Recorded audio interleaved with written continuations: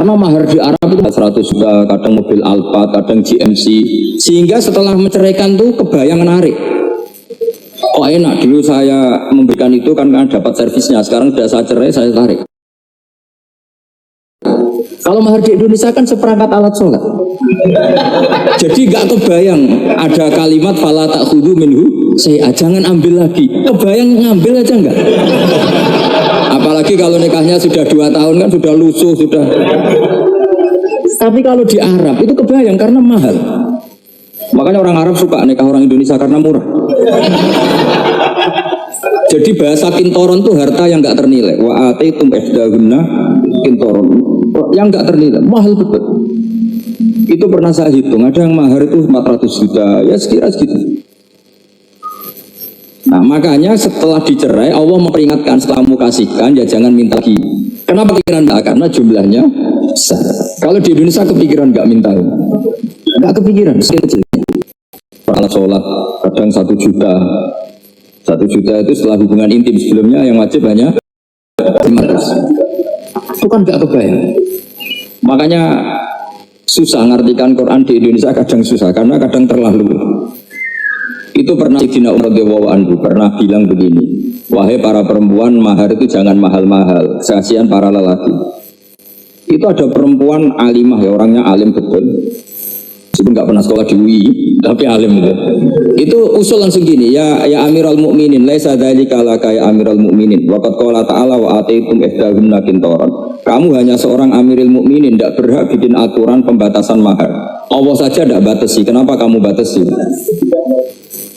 Jika dulu yang namanya nikahnya Sulaiman Agung atau Jamaluddin siapa Ratu Agung, kalau hadiah ya sampai tas mahal itu kan dari bahasa Arab mumtaz mahal. Mumtaz itu istimewa, mahal itu tempat. Dia punya istri yang sangat dicintai, dikasih hadiah mumtaz mahal. Terus ilat Jawa jadi apa? Tas mahal. Itu sama Mujidul Albab kalah ya. Itu kalau cerai kan kepikiran minta lagi, dikasihkan yang baru. Tapi kalau di Indonesia tidak mungkin karena apa tadi? Seperangkat alat sholat. Begitu nyari yang murah lagi. Yang bagus pitanya, bungkusnya yang bagus. Nah, maka nggak mungkin kita maknani Quran tanpa mengenal yang bernama asbabin khusus. Karena makna ayat itu bisa kacau kalau kita tidak tahu asbabin khusus. Yaitu kayak tadi makna fa'ina matuwalu fatamma wajhu. Itu maknanya kan kamu menghadap mana saja, boleh saja di sana ada ridhonya Allah. Berarti kan bisa ke timur, ke selatan, ke utara, ke barat. Itu bahaya betul. Sehingga kata ulama harus mengkaji asbabin supaya porsi ayat ini sampai semana jauhnya itu kita tahu. Tanpa tahu itu tidak bisa. Begitu juga menyangkut kiblat misalnya. Sekarang saya tanya, kemarin kan ramai dulu di Kemenak, kiblat semuanya diukur dengan GPS, terus beberapa masjid dikomentari salah karena diukur pakai apa? GPS. Kalau dalam bahasa falak disebut yaumarostil kiblat. Memang bisa diilmun. Tapi pertanyaannya begini, dari awal Allah ngendikan fawal liwajaka syatral masjidil haram. Kamu yang penting sholat itu menghadap masjid. Masjid itu ya bangunan. Sehingga kata Ibnu Abbas yang diriwayatkan banyak ulama mengatakan Al-Ka'bah kiblatun li ahlil masjid wal masjid kiblatun li ahlil haram wal haram kiblatun li ahlil masyriq wal maghrib. Jadi kalau orang di dalam masjid kiblatnya harus Ka'bah. Di luar masjid kiblatnya asal bangunan Masjid Haram. Tapi di luar sini kayak di Indonesia boleh semua tanah. Kenapa begitu? Kata Ibnu Abbas karena Quran itu turun bilisanin Arabiyyin mubin. Jadi kalau orang Jogja kalau mau ke Jakarta arahnya kemana? Barat. Itu sebetulnya ketika Anda ke barat itu persis Jakarta apa bisa saja pasnya itu Pangandaran.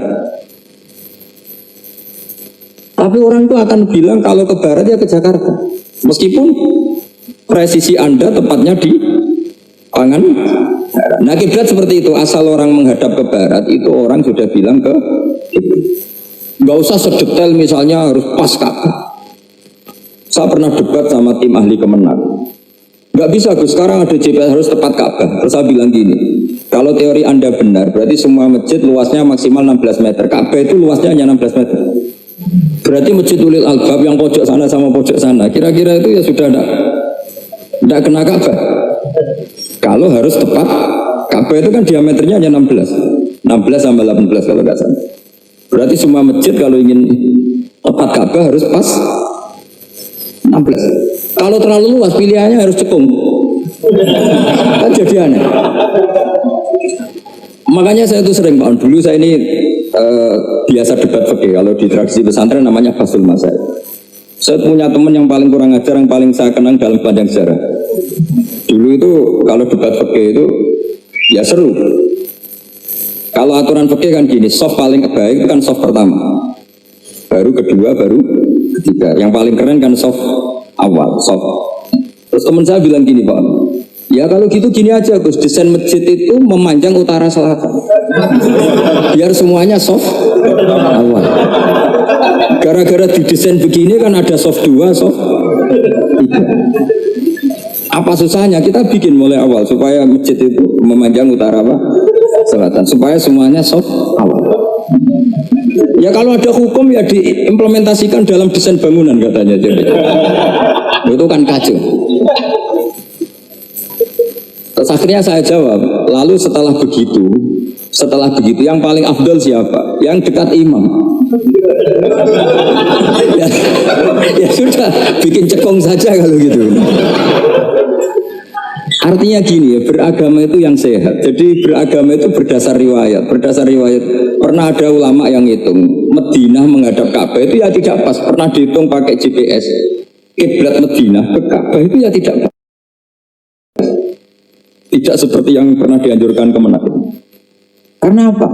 Agama ini mengikuti bilisanin arabiyyin. Seperti jenengan gini. Semua ini istilahnya apa? Menghadap Gus Bah. Padahal ada yang agak sana, agak sana. Semuanya ngaji sama siapa Gus Pak? Ya sudah. Istilahnya bertatap muka, makanya kita benturan. Ini bahasa. Jadi seperti ini semua namanya apa? Beradab. Padahal ada yang agak samping, agak samping. Ka'bah juga gitu. Sebenarnya ada se-ekstrim yang dibayangkan orang-orang. Cuma kalau bisa tepat, ya kita harus tepat. Tapi tetap saja tidak perlu 16 apa? Fa'aina ma tuwallu fatamma wajhuhu itu artinya menghadap. Menghadap itu menghadap arah. Makanya Allah tidak ada fawalli wajhaka nahwal Ka'bah, tapi fawalli wajhaka syatrul Masjidil Haram. Jadi ini penting saya utarakan supaya kita familiar dengan istilah-istilah Quran. Istilah Quran itu gampang nggak sebenarnya? Kalau kita kaji itu gampang. Problem kita tidak pernah mengkaji, jadi semuanya asing. Kalau kita mengkaji itu gampang sekali. Saya punya sekian cerita betapa pentingnya mengkaji Quran. Harun Ar-Rasyid itu dinasti Bani Abbasiyah, itu pinter sekali. Ada seorang ustadz yang agak ekstrim, itu datang ke Harun Ar-Rasyid, ya Amirul Mukminin, inni nasihun laka famusaddidun alaika. Fala tajidanna alayya fi nafsika syai'an. Saya mau nasihati kamu, tapi saya mohon jangan masukkan hati. Karena nasihat ini penting. Tapi saya akan keras, vulgar, akan keras, kritik saya akan keras. Karena Anda sebagai Amirul Mukminin tidak becus.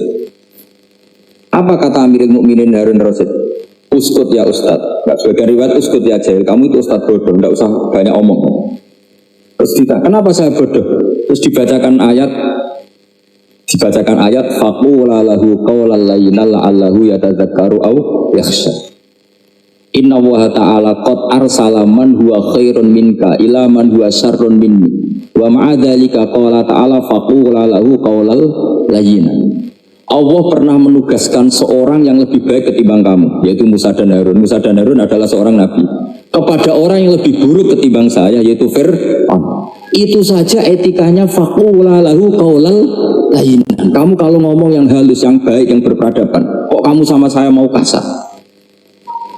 Akhirnya ustadznya ternyata pinter kamu, ya pinter aku. Jadi semudah itu. Allah itu menugaskan orang yang lebih baik ketimbang kamu, yaitu Nabi Musa, kepada orang yang lebih buruk ketimbang saya, yaitu Fir'aun. Itu saja ada etikanya. Kok kamu sama saya mau tambah etika? Mau main kasar hanya karena kamu merasa nasihat Anda benar?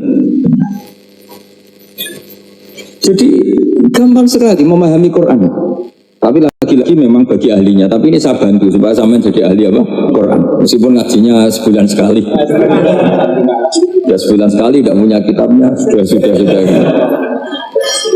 Jadi ulama dulu kalau belajar Quran itu gampang sekali. Saya berkali-kali cerita yang kitab saya baca di rektorat itu namanya Syajaratul Ma'arif. Itu kalau cerita bikin judul itu enak sekali. babuna fil ibad bikulil bilad, bab seseorang di mana saja hidupnya harus bermanfaat. Terus dalilnya itu